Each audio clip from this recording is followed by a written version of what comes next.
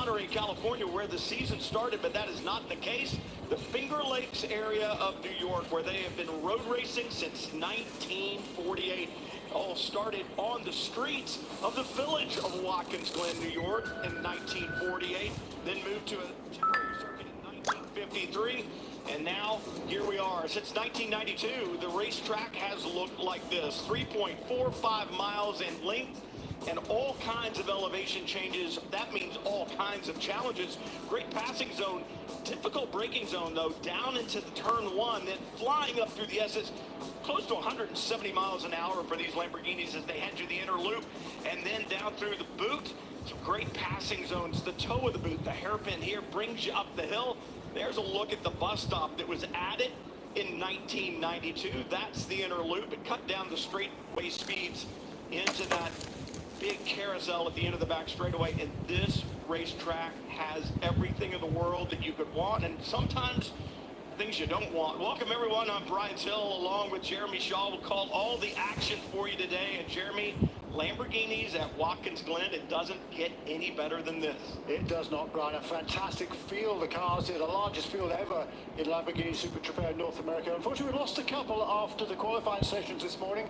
We had incidents for both Dan Decker and for Tom Tate.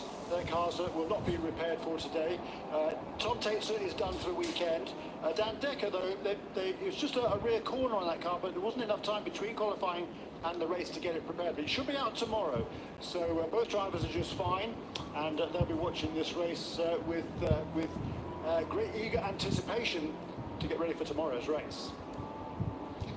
We talk about these cars on this racetrack too, Jeremy, and the speeds at which they traverse not only the corners but down the back straightaway. Well over 600 horsepower, over 400 foot-pounds of torque, traction control, anti-lock brakes, and really not a lot of aerodynamics. I mean, obviously, this Lamborghini Huracan Super Trofeo Evo 2 is an aerodynamic car, but when you compare it to GT3 cars that run in the IMSA WeatherTech Sports Car Championship, the Lamborghinis there have a lot more downforce, and consequently, these here in Lamborghini Super Trofeo considerably faster down the straightaways. These cars are super fast, yeah. I mean, they do over 150 miles an hour before they reach the crest of the hill, the S's there. I mean, these cars are really, really fast. A couple of drivers who are in this race will also be taking part in the Sailing 6000 at Glen, the IMSA WeatherTech Sports Car Championship race on Sunday in GT3 Lamborghinis. And these cars are carrying about 15 miles an hour more as they head into the inner loop. So, yeah, they are a challenge. Yeah, well over 170 miles an hour, just cresting 170 miles an hour as you get on the brakes and only go down 2 gears for the inner loop. So you're not slowing down all that much from 170 to just under 100 miles an hour there to get it through the inner loop. We talk about the driver aids as well. Traction control, 9 different positions, 6-speed transmission, the ABS, the anti-lock braking system, 12 different positions there. So a very complicated car. And once again, 4 different classes, not of car, Jeremy, but of driver competing today. That's right. We have the pro drivers, we've got the pro-am class, we have the am drivers, we also have the LB Cup, which is basically for drivers who've had very little racing experience. And there's a full gamut of 8 cars in the LB Cup. We lost one of them, Dan Decker, won't be racing this afternoon. But yeah, full field. So we've got 6 pros, 11 pro-ams, 9 ams, and 8 LB Cups. So a total of 34 starting this race. It's going to be a handful. It's going to be a really fun race. And yeah, we've had 2 practice sessions yesterday, qualifying this morning. Unfortunately, qualifying, both of the qualifying sessions, there's 15 minutes of qualifying to set the grid for each of the 2 races this weekend. Both of them were interrupted by red flags. So the second race, actually no one got a flying, only half a dozen cars got a flying lap in. So the grid for tomorrow's race will be set by practice times from yesterday in free practice 2. Well, and if you're a fan of Lamborghini Super Trofeo, and why wouldn't you be, you might see something a little different right now, and that is on these reconnaissance laps, these pace laps. The clock has now started as they come across the line the second time. It's a little different for this weekend, an action-packed, crammed schedule here at Watkins Glen. And the promoters always want to give these drivers an opportunity to get their tires up to temperature and pressure. There's typically a reconnaissance lap and then a single pace lap with a trip down pit lane in between the 2. Really not time for that today, so they're going to give them 2 laps behind the safety car as they go out. but the clock starts on the second lap. So a little different than what you would normally see. The clock now running. We will have a side-by-side start when they come by the line the next time, but there'll be a couple of minutes off the clock because it's going to take probably 3.5 minutes or so for this lap behind the safety car, and the clock is running. It will. So we have a run down the starting order for this race. Then it was 36th or 34th on the grid would be AJ Muss, who's an AM contender for 47 motorsports. He actually qualified on the pole in the AM class, up inside the top 10, but unfortunately after qualifying, that car was found out of technical specification. The rear wheel camber basically was more than is allowed this weekend, so he's been put all the way to the back in car number 66. Alongside on the grid would be Chris Tasker in car number 45. Row 16, Ron Atapatu in car number 24 for Answer Motorsports, alongside Raymond Davudi in car number 11. Row 15 on the grid is Tiger Tara in car number 17. Alex Lima from Brazil making his debut this weekend in the number 07 car. Ophir Levy will start in the 28th position alongside Fred Roberts in car number 89. Ahead of them on the grid is Mark Wilgus in car number 50 and Jay Logan in car number 70. Row 12 is John Hirschberg in car number 86 and Graham Doyle in car number 10. Row 11, Jeff Courtney in car number 99, and then the LB Cup pole sitter for the first time, Rodrigo Valles, who did a super job for TR3 Racing, the fastest of the LB Cup contenders in 21st on the grid. 10th row, Todd Coleman making his debut this weekend in Lamborghini Super Treo in car number 96, alongside Paul Nemshoff in car number 41. Row 9, Mo Dadka in car number 47, and Slade Stewart in car number 14. Row 8 is Dominic Starkweather in car number 12, and Anthony McIntosh car number 69. Row 7, Carter Williams, number 22, and Nico Riga making his return to the series this weekend in car number 20. Row 6 is Tyler Hoffman in the car number 9, second fastest of the AM contenders. Alongside him, Johannes van Overbeek in car number 68. On the AM pole, 10th position overall, David Starr in car number 48 for Precision Performance Motorsports. Alongside him, one of the Pro-Am contenders is Nate Stacey in car number 8. Two pro cars on row 4 are Jake Walker, car number 77, and Nico Jumin from France in car number 30. Row 3 is two Pro-Am cars, Luke Burke in car number 42 and Joel Miller in car number 55. Two pro cars on row 2 is Kyle Marcelli and Ryan Norman, and on the front row we get the Pro-Am pole sitter John Capestri and Ubets, and on the pole position for the first time in his career overall, Gianni Torino in car number 88 for TR3 Racing. A great field. They are lined up, ready to go. Preston Buckley in the starter stand looks over the field, throws the green, racing at Watkins Glen and Lamborghini Super Trofeo. Pro car on the pole outside the green and black. That's the pole sitter in the Pro-Am entry. You got to know who you're racing with. You're after your own championship, but up here right now in front with Pro and Pro-Am, you've got to get through this first lap, let things get settled down, and then you can get down to business. And a good start there from the pole sitter in that Italian tricolore coloured car, the red, white and green, Gianni Torino. He's originally from South Africa, but his father is very proudly from Italy, and it's the Italian colours he carries on that TR3 car. Super start from him. He's won races before, sharing with Marco Spinelli last season, but this is his first time on the pole position himself, and leading at the front and doing so very impressively. Very impressive. And Jeremy, we've watched young Gianni Torino for the last several years. He just gets better and better, faster in the car, and I think better inside the helmet. He's thinking better. He's more mature. He's a better racer these days, and you see it right now on those cold Hankook tires, able to pull out a lead right now, and it's beginning to stretch out just a little bit over JCD, John Capestro de Betz. He's got a great head on his shoulders, as Jono. He's a really focused young man. He was there late yesterday evening working on the cars, helping the crew get him ready for today's qualifying and then the race today. Really impressive young man. He's, for somebody that young, just 19 years of age, he's got a really good head on his shoulders. And what a great first lap this has been for Gianni. He's already pulled away from John Capestro de Betz, who's doing a lot of racing in a lot of different series. And Torino, he's got, 15 car lengths between himself and the second place car coming up towards the completion of the first racing lap. I'm going to look at the start line for the first time, as you said it. First lap in the books. Toronto has led it Torino has led it, I should say, and then John Capestro de Betz. Kyle Marcelli now up to third after qualifying fourth. And after such a perfect weekend at WeatherTech Raceway Laguna Seca for the #1 car, were you a little bit surprised at the lack of pace? And I don't want to really call it lack of pace. We're only talking tenths of seconds, Jeremy, but were you surprised by the #1 car in qualifying? Yeah, a little bit. They've been pretty conservative this weekend. They've got a good lead. They won both races, the first two races of the championship this season at WeatherTech Raceway Laguna Seca out on the west coast. So they come here already with a pretty handy points lead. So, you know, they're just being cautious. There's been a few concerns this weekend, and they want to make sure that everything is under control. They don't need to win every race, and plus, it's a long race. It's 50 minutes. They know they've got two fast drivers in Kyle Marcelli and from Costa Rica, Danny Formal, who will be driving the second half of this race. So, you know, they've got good consistent pace between the two of them. And so for Kyle Marcelli in the early stages, just kind of bide his time, keep his position, and hand the car over to Danny, who will see what he can do in the final stages. I think the big thing at Watkins Glen this weekend for every driver in Lamborghini Super Trofeo is that new tire that they're all running on. So it's really kind of a new ball game for all of them. It's one of those deals where you know the car and what it likes around this racetrack, but you don't know that Hankook tire all that well. This racetrack known for being really, really hard on the tires, and it's one of the reasons that in tech there is a spec for the amount of negative camber that you can run. That's how the tires lean in at the top, hopefully not out at the top, usually in at the top, meaning negative camber. If you run too much negative camber, you get on that inside shoulder of the tire, it heats it up a lot. So I think maybe for Kyle Marcelli, you pointed to it, Jeremy.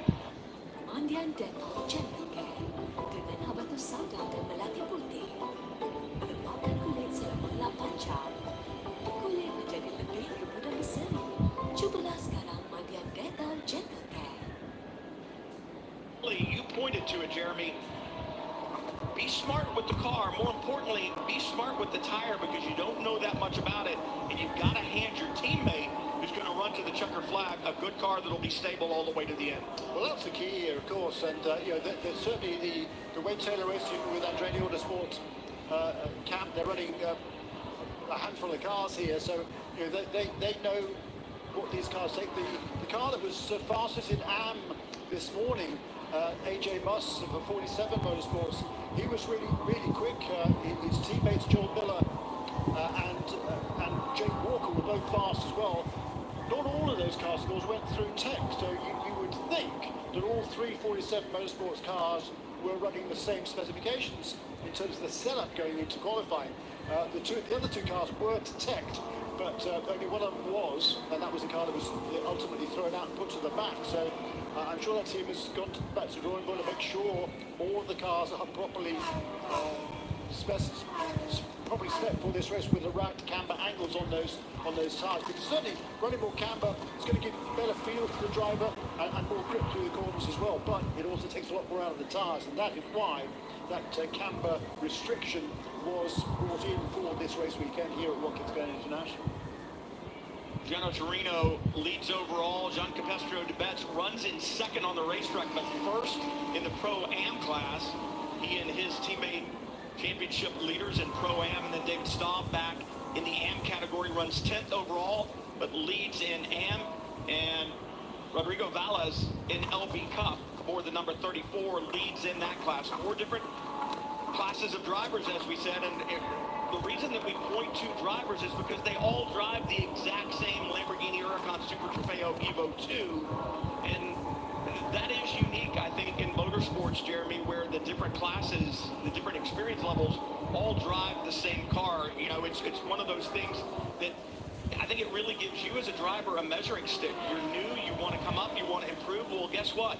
The guy that's winning the pro races is running the exact same car you are. You've got something to measure from.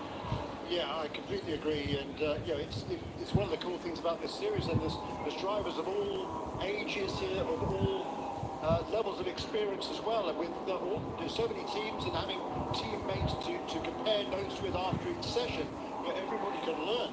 So it's a tremendous series. It's really grown in stature and in demand over the last few years. We've got huge fields this season. 36 cars came in to start the weekend, and there's at least 2 or 3 more, I gather, that we could be seeing over the next couple of race weekends. So it's a series that's on the rise. It's extremely popular and getting more so. Extremely popular worldwide. 3 different worldwide Lamborghini Super Trofeo championships, and as you said, it continues to grow. The lead continues to grow for Gianno Torino out in front. Meanwhile, behind, things have settled down, and I think this is part of that unknown about this new tire here at Watkins Glen. You're going to be smart. You're going to take care of it. You've got to have something to hand over to your teammate. This racetrack so fast, we talked about it, well over 130 miles an hour from the time you enter turn 2 and climb the S's. You're over 150 miles an hour on the way out. Down at the end of the back straightaway, 5A and 5B, well over 100 miles an hour. So there are a lot of quick corners on this racetrack, which put serious demand on the tires here. So you've got to be smart and hand your teammate a car to run to the checkered flag with Luke Berkeley up forward. That purple Lamborghini as they head up through the S's and onto the back straight, or it runs 3rd in Pro-Am. Yeah, that's the key here, is looking after the tyres and making sure everything is in good shape for the end of the race. We've still got 38 minutes remaining, so it'll be another 8 minutes before the pit stop window opens. Everybody will have to make a mandatory pit stop, and there's a minimum time that the cars have to spend on pit lane. And that time is measured as the cars come into pit lane to the time they exit pit lane and get back onto the racetrack. And that minimum time for the races this weekend is 120 seconds for the cars that have 2 drivers who have been sharing during this race. For the singleton drivers, the solo drivers, their stop will be 3 seconds more, a minimum of 3 seconds more, so 123 seconds for them. They've given them a little bit more time than usual here this weekend in order for each of the teams to measure the tyre pressures on the cars during the pit stop to make sure that they are, again, within comfortable bounds as far as the tyre company is concerned. And I think that's a really sensible move that has been made by the officials this weekend. So pit stop's been a little bit longer than usual, but it's the same for everybody. Watch the leader come down the front straightaway. You can identify the different classes that are out there by that little triangle on the window banner, upper right.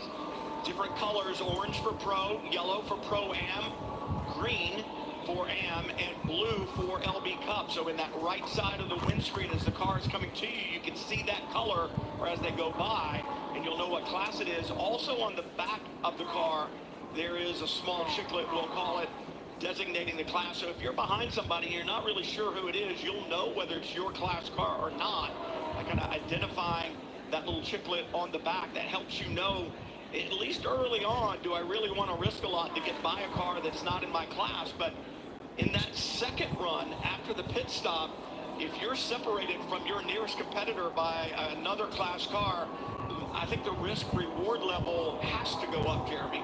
Well, yeah, that's right. And unlike in some series that had 2 drivers per car, it's up to the teams and drivers amongst themselves to decide which of them starts the first race and which of them starts the second. We had 2 qualifying sessions this morning, each of 15 minutes.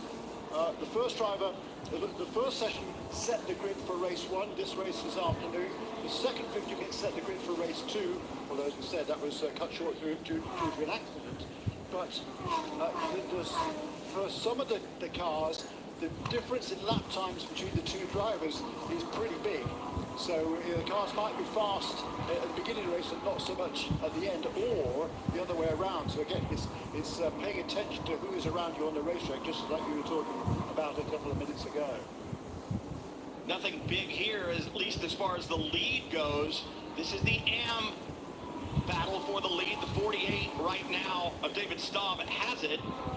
Second place, the number 9, Tyler Hoffman, wants it. They've run this way for a while, and I've watched David Staub begin to kind of drift off of apexes a little bit, Jeremy, especially as they head down into the boot section of the racetrack, almost like the front end of that number 48 isn't quite working for him, perhaps burning those front tires down. And when he does get to the apex like he did there in turn 1, it seems like Hoffman has the better run through the middle of the corner. Yeah, David certainly did a good job in qualifying to get that pole position. He's holding on here, but not that much from Tyler Hoffman, who's right with them. These two very, very closely matched. Last season, David Starr just missed out on the AM Championship by 4 points. He was sharing his car last year with Nico Rigo, who's now driving in a different for a different team this year. But he's hanging on here ahead of Tyler Hoffman, who's pretty experienced in a whole bunch of different cars, but not really in the pro racing ranks. But since he moved into this championship last season, he's gradually gaining in experience in these cars and races very, very well. Got to say, Gianni Torino at the front of the field doing super consistent laps. The last 2 laps were within a tenth of a second, and we were also within a 2/10 of a second of his fastest lap of the race. His best lap was 1:47.903. That was set on lap 3 of the race. Here we are now 7 laps in the books. His last lap was a 48.0, and even that was a tenth of a second quicker than John Capestri Dubet's in second position. So really nice, consistent run for young Gianni Torino. Just under 4 minutes to the opening of the pit window, and this order has settled down, and I really think that Kyle Marcelli running third in that bright red number 1 has just kind of said, this is where I'm going to run. We have a plan for the second part of the race. And I've got to tell you, running the plan a lot of times is frustrating, Jeremy, because you want to go, but your engineer is telling you, here's the pace I need you to go to make sure that your teammate has a car underneath him at the end. And right now, I think they're running the plan, not running the car wide open. Well, exactly right. And we talked about the 2 different drivers. Lucas Peterson will take over from Gianni Torino in the car that's leading at the moment. So Lucas, this weekend hasn't been quite as quick as Gianni, who's really got to grips with this track extremely well. JCD, John Capestri Dubet's running in second position at the moment in the Pro-Am class. He will hand over the car to the AM driver, Tom Capizzi, who certainly isn't as quick as the other pros that are running behind him, which will be Kyle Marcelli at the moment and Ryan Norman. So for Kyle, at the moment, he's about 3 seconds behind Gianni Torino, but again, with 30 minutes remaining in this race, and with Danny Formal to take over at the wheel after the pit stops, he knows he's exactly where he needs to be in order to give Danny Formal an opportunity to challenge for the lead in the late stages. You know, it's interesting, Jeremy. Right now, I'm watching a lot of cars wander around a little bit. I just watched Kyle Marcelli through the inner loop, the bus stop, as we call it, and well off of that second left-hand apex. And I would call it a mistake, but I'm not sure that it is. I think a lot of it may have to do with some of these regulations as far as setup goes, the camber and the toe in the back. We didn't talk about the toe. That's the angle of the tire, whether it points in or out on the rear of the car. You don't want it pointing out by any stretch of the imagination. The more it points in to some degree, the more stability you have in the car. And so there is a toe-in limitation and there's a camber limitation. A lot of the drivers saying the car just isn't as predictable and stable as it has been in the past with those specifications given to them as far as setup goes. And I think we might be seeing that in some of these apexes that are missed. The car just a little bit more unstable, unsure in the back. Yeah, that's exactly right. A few of the drivers have told me the car feels kind of floaty, not as planted as it normally would be. And that's a result of those restrictions that have been made to the setups of the cars this weekend. So they're not as comfortable. I mean, these cars, I don't think are comfortable to drive at any particular time because they've got a lot of horsepower. They are seriously quick cars, and they dance around through the corners with all that power when you try and put that power on coming out of the corners. And with the setups they've got now, they wander a little bit, and they're not quite as confidence-inspiring, I think, as they were for the opening race of the season out on the West Coast. But it's the same for everybody. Drivers got to work with it. And they're doing a good job so far in this race, but it's nice and clean for this opening 30 minutes. And the pit stop window is going to be opening in less than a half minute's time. It might be too fast for some of the leaders to come in, but some of the guys farther down the field, they're going to be able to make their pit stop at the end of this lap. Leaders working past Chris Tosca there and doing a nice job of staying out of the way. And got those battles all around the racetrack, like we talked about, the 4 different classes, and especially in classes like Pro-Am, there can be a pretty significant delta or differential between the pro driver in the car and the AM driver in the car if you're in one of those other classes, you really want to know who's in the car during the stint that you're in, because as you approach that other car, you want to know what to expect from that driver that's in it. Yeah, that is true. Is this battle going on for the AM lead, with David Starb still holding on there ahead of Tyler Hoff, and behind the both of them is Johannes van Overbeek, who making his return to racing this season. He retired, half a dozen or so years ago. He's been in race control for IMSA for the last several years as a driver standard steward. And now here he is back at the wheel again, and behind these two AM cars. So hats off to both David Starb and Tyler Hoffman for staying ahead of somebody as accomplished as Johannes van Overbeek. Absolutely. And the leader continuing to work through traffic. That was the 24 Rana Patu, the Elephant T entry that they just went by. Remember the 24, they had a great win at WeatherTech Raceway Laguna Seca. It was one of those deals where I think it was a little bit unexpected for Kevin Madsen and Ron Adepatu, but they played their cards just right in race one, came home with the win there. Not as fortunate in race two, but a great showing for that duo at the last round out in California. Yeah, very much so. I mean, yeah, it was the unexpected. I mean, they vaulted from nowhere. They were 5th or 6th, I think, on the last lap, and there was a big schmozzle on the last lap, and they ended up big winners of it. But you've got to get yourself in position, haven't you, to win the race? That's exactly what they did. So hats off to them for doing that. It was a big feather in the cap both for Ron and for Kevin Madsen, who was making his debut, and a victorious debut it was for him in the Lamborghini Super Trofeo in his home state. So he was pretty thrilled with that. Here is Ron Adepatu in that very distinctive Elephant T car, number 24, with the United States flag on it. Really cool looking car. And he's going to hand over that car to Kevin Madsen for the second half of this race. The top 7 cars, well, the half hour had not expired by the time they crossed the start finish line. The first of the cars on the lead lap to make his pit stop was car number 77. That's Jake Walker, who was running in 8th position. He is on pit lane, and there's about probably half the field onto pit lane at the earliest opportunity. Championship leader is in. Kyle Marcelli steps out of the number 1. Danny Vermael will take that over. And it's always amazing to me, you know when the car is working well. You saw Marcelli just step out and never said a word to his teammate. He had a job to do. He's got to get in, get strapped in. Marcelli just about his business, gets out of the pit lane, goes back over where he needs to be, just going through the motions that they have rehearsed so well. Some of the teams taking the time to change tire pressures. They're going to check the torque with that single torque wrench. Very minimalistic pit stops here. You're not fueling, you're not changing tires. And it's part of the beauty and the simplicity, you want to call it that when you have 600 plus horsepower underneath you, Jeremy, but it's part of the simplicity of the series. Yeah, it is. It is a great series. I mean, it's the cars are so much fun to drive. There's a fantastic camaraderie here. Lamborghini has a sensational new hospitality setup for this weekend. There's a lot of guests here, a lot of dealership guests as well. And in addition to the driver championships, there's also a separate championship for the teams, and also the dealers and the dealerships around the country that are all represented on the racetrack. There's more than a dozen dealerships represented. A lot of them have guests here at the weekend, and there's a big party atmosphere down there. I'm planning to join them for dinner this evening if they'll have me, and get to know some of these guys a little bit better. Some of the we don't see on a regular basis at the racetrack. But look, Gianna Torino continues to lead. He is staying out. He'll probably stay out as long as he possibly can before handing over the car to Lucas Peterson for the second stint.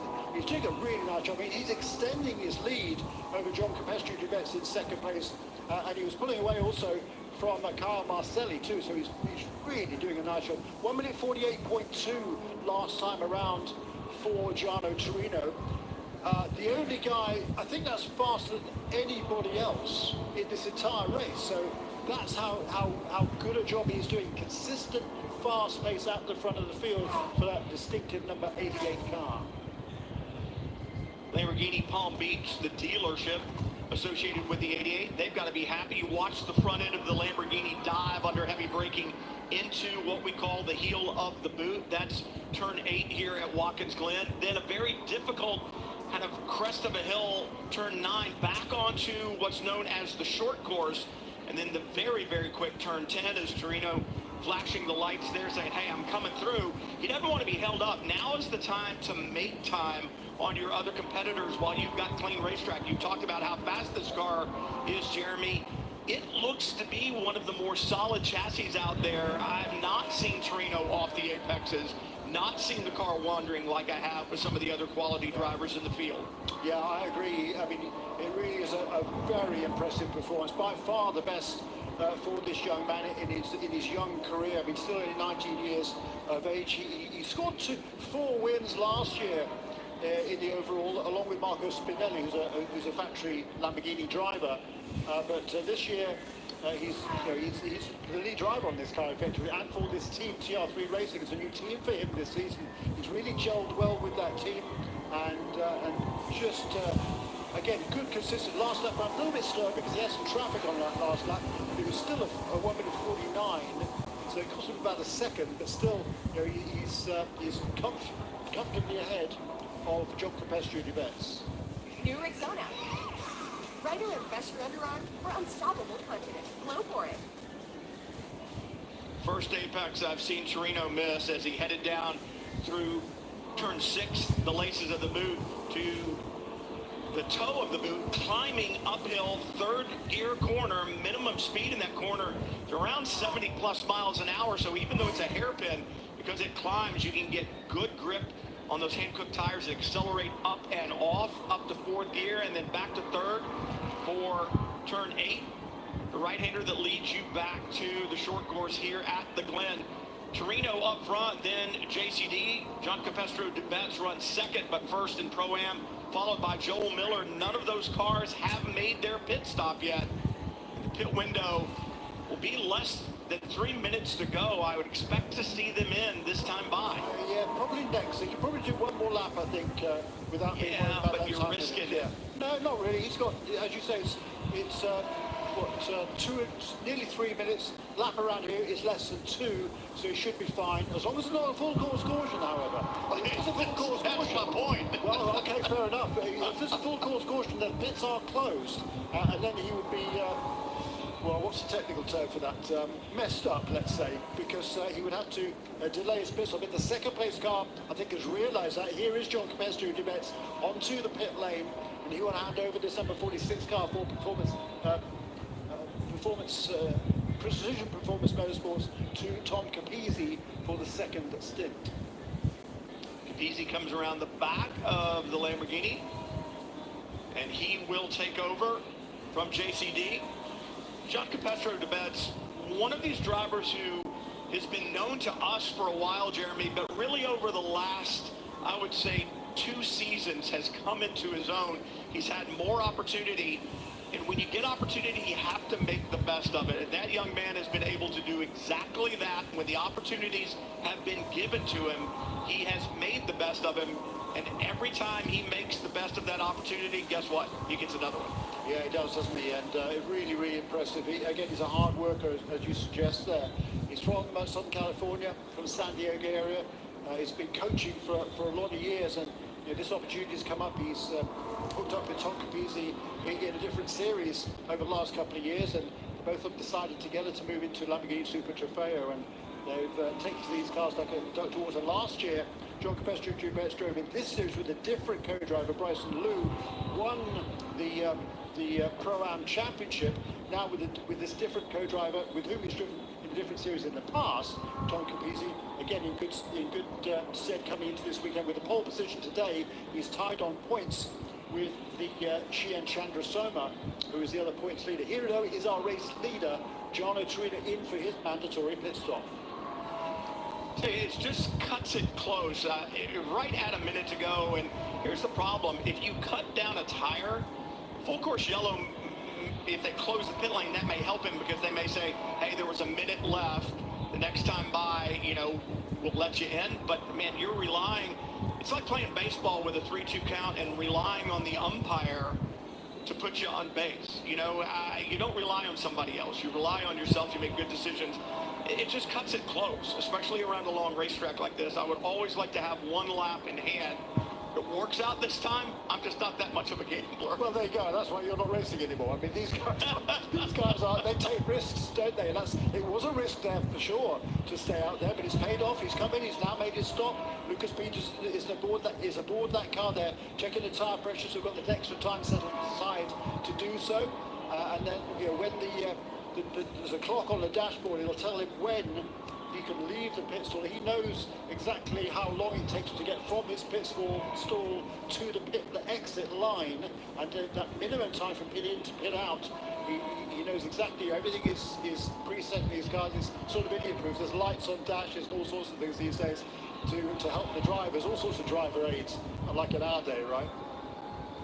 Well, I hope nobody messes it up now that you've said it's idiot-proof. But it is fascinating how it is counted down. There's a system that most of these teams use that it does make it relatively simple. If you maintain the speed that you're supposed to by holding the pit lane speed limiter button all the way in to your stop and all the way out, and you sit for a certain period of time, it is simple math, and then you can get back out there. But if you're short, you do pay a penalty. If you're less than a second short, there's a multiplier that gets put in. If you're more than a second short, well, the penalty is much more severe.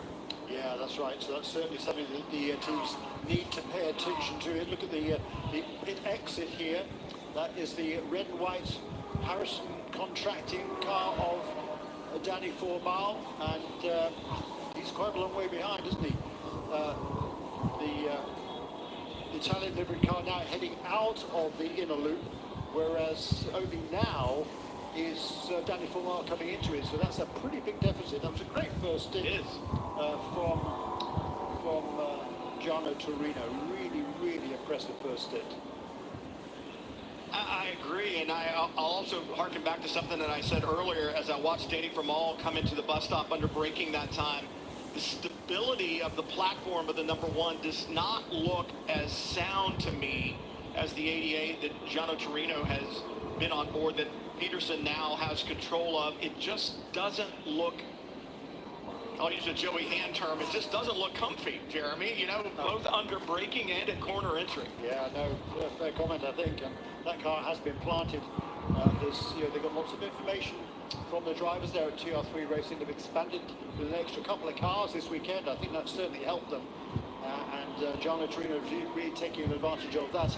The battle there as Peterson looks to the inside of a slower car coming to the final corner. That's going to cost him a fair bit of time. Meanwhile, Danny Formal now is right with Tom Capizzi and trying to make a pass, which will be for second position on the road. Gianno Torino was watching that. It might have taken a couple of years off. That was close. That was close. Your car in the lead, and then it's what we always say, it's never over until it's over. Now things are mixed up. It's a new group of drivers out there. No one really has been around each other, so you got to go kind of find your way and figure out who's where and who drives like what.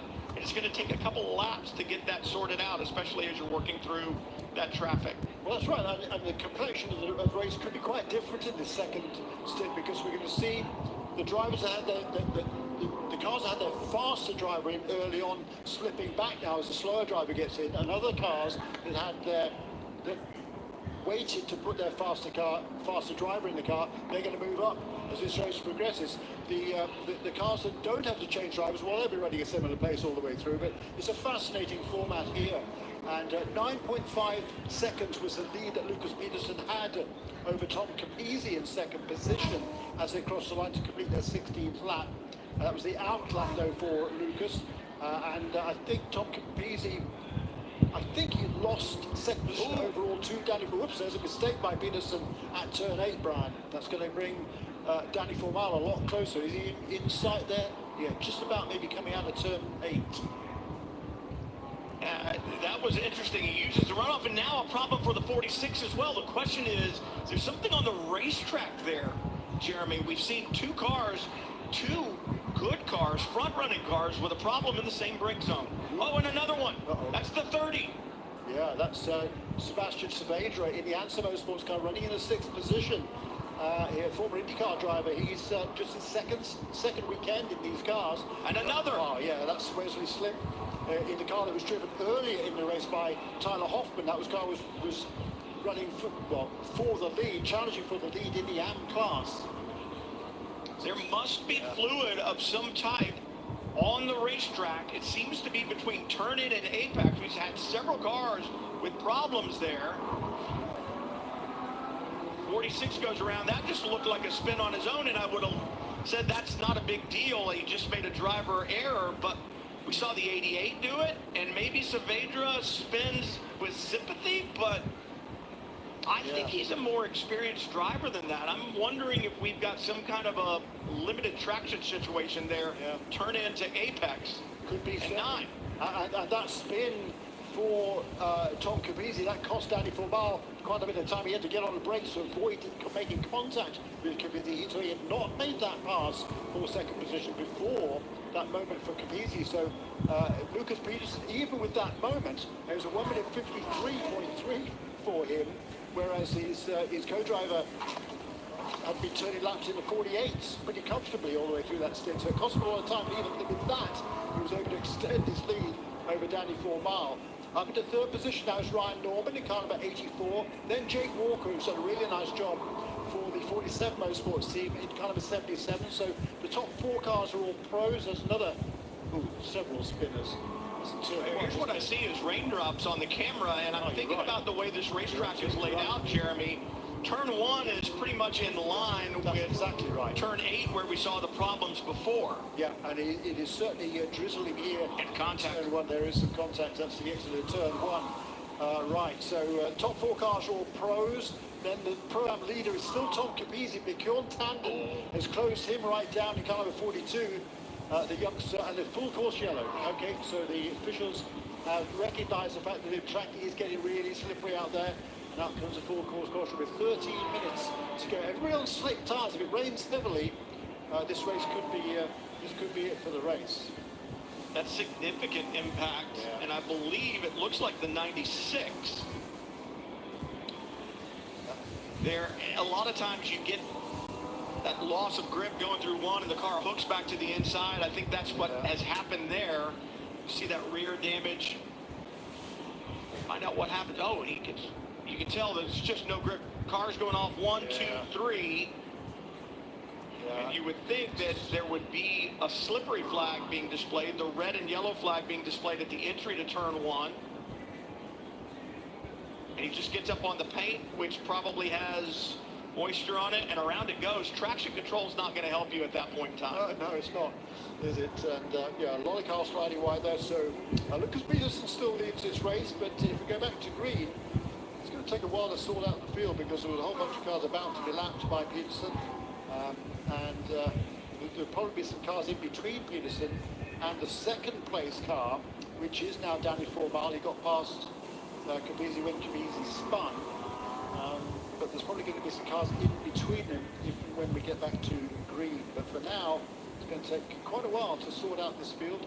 So see, we've got cars directly ahead of the race leader, so the safety car is going to come out, pick up the race leader, and let those cars that are currently just ahead of him pull away and go around to rejoin the back of the field. It was Todd Coleman aboard the 96 that had the problem in turn 1. One of the cars that had a problem. He's the one that made the contact with the wall, unfortunately. I think he's been able to drive that car out of the way, so the cleanup may not take very long, but we've got to get the field sorted, as you said, Jeremy, and get everything back in order before we can go back green. The interesting thing about this Watkins Glen International Raceway is that it is somewhat long and thin, and the weather systems that come through here can create an absolute deluge and havoc on one end of the racetrack, and the other end is perfectly dry. So for the drivers right now, if I'm Peterson out in front, I don't mind seeing this yellow flag, Jeremy. It gives me an opportunity behind the safety car to really take stock of what the racetrack is like, kind of feel around for grip while I'm at reduced pace and kind of get an idea as to if we do go back green, where will I have grip and where am I going to need to tiptoe? Yeah, you're absolutely right. And if doesn't seem to be any more rain at the moment, so if it stays if there is no more rain, we should be able to go back to green. But if there is heavier rain, with all the cars on slick tyres, I think the race officials would have no choice but to show the red flag and quite likely to check it, because this is a time certain schedule that IMSA runs. There's more practice sessions and qualifying for different series to come up later this afternoon. So there's not really going to have the opportunity to extend this race beyond the 10 minutes that are remaining right now. But the safety car has picked up the race leader, and there's 1, 2, 3 cars, I think, in between Lucas Peters and the second place car overall. That's Danny Formal. So a couple of laps, 3 lap cars in between the first and second place cars. Don't see any windshield wipers are on any of the cars, Jeremy, so that kind of tells me that the rain is gone, and it happens that quickly, doesn't it? It comes and goes, and if you're the unfortunate one, the first one into the corner where it has dropped some rain, I can't tell you how quickly the grip goes away when you're on slick tires and that racetrack gets just that little bit of sheen on it. All of the oil, the chemicals that have been dropped over the weekend, all of a sudden kind of come to the surface with that little bit of moisture that's there, and it just turns it into a skating rink. These slick tires from Hankook, they work beautifully well on a dry circuit, but they have no tread back whatsoever. So if there's a layer of moisture on the racetrack, you're right, you're just hydroplaned across the racetrack and you're off the road. It's not wet enough for that to be catastrophic at this stage. It's just easy to make a mistake here, which is effectively what those guys did. Tolman's car's been pulled out of the way at turn 1, so with good luck we should be able to go back to green before too long. Where are the cars now? They're headed into the heel of the boot at turn 8. Are the lights out on that safety car? Yep, lights are out on the safety car. You don't have to wait for those wave around cars to catch the rest of the field. You've given them the opportunity to get around and get away. You don't have to wait as an official for them to get back to the back, and that's exactly what's going to happen here with time winding down, lights out on the Lamborghini Huracan safety car. Be the you want to be. Be limitless every day. New Sky High Easy Wash Mascara. Those wave around cars are exiting the inner loop, and they'll have an opportunity to try to get as far as they possibly can. But we're about to go racing again. Green flag waves. Preston Buckley with the green in the air one more time, and just over 7.5 minutes to go from Watkins Glen. Yeah, there's 3 cars between them, and already Danny Formal's got past one of them, but a good restart there by Lucas Peterson. Looking back down the classes, Tom Capizzi still leads in Pro-Am in kind of a 46, just ahead of Kjorn Tanden, another youngster in kind of a 42, who's studying at university these days. He's at UCLA, is Kjorn Tanden. He's studying basically artificial intelligence, amongst other things, which is rather scary.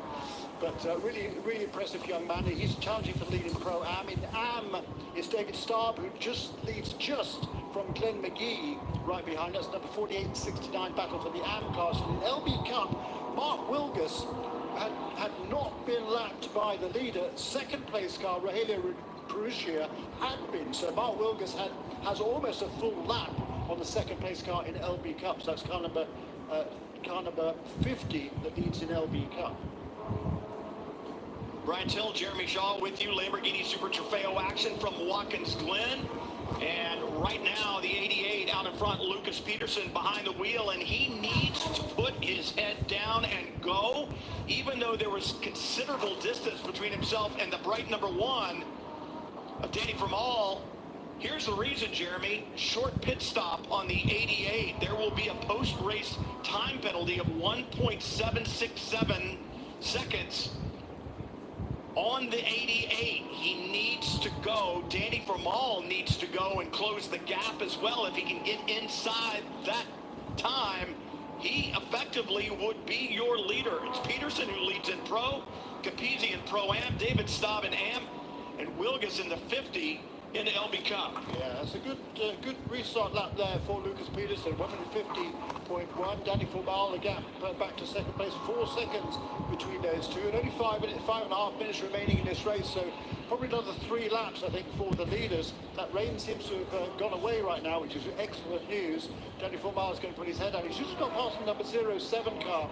That's one of the AM contenders, but it's Pierre Klein-Newby who's taken over from Alex Lima in that car. Pierre's quite quick. He did a good job to stay out of the way, and he's going to just bring that car home. He's running in 6th position in the AM class, but a lap behind several of the other contenders. This is it.